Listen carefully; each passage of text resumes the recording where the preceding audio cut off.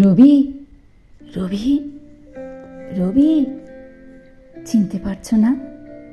কত যুগ পেরিয়ে গেল, তাই না? সেই যে বৈশাখের এক ঝড়ের রাতে আমি আলো নিভিয়ে চলে গিয়েছিলাম, তারপর আর কোনোদিন তোমার সামনে এসে দাঁড়ানো হয়নি। কিন্তু আজ আজ যে 22শে শ্রাবণ, আজ তো আমায় আসতেই হতো।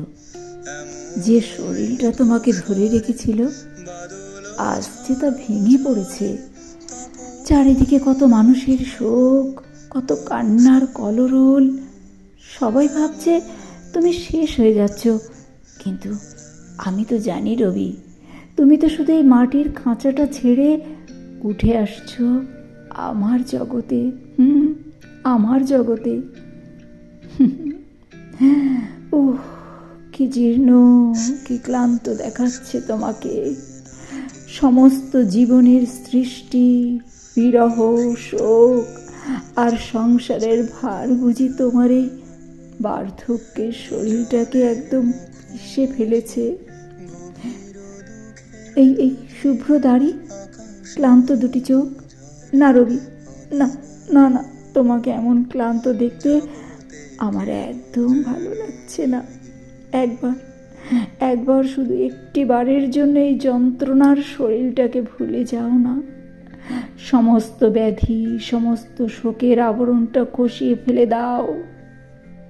মনে করে দেখো, মনে করে দেখো তো, সেই জোড়াসাঁকোর ছাদ, সেই মেজে বৌঠানের বাগান বাড়ি, আর আমাদের সেই চন্দননগরের গঙ্গার ধার আর পুকুর ঘাট। মনে পড়ে? মনে পড়ে তোমার? ফিরে এসো রবি, সেই 21-22 বছরের চঞ্চল চপল যৌবনে ফিরে এসো। তোমার সেই নতুন বৌঠান তোমাকে ডাকছে।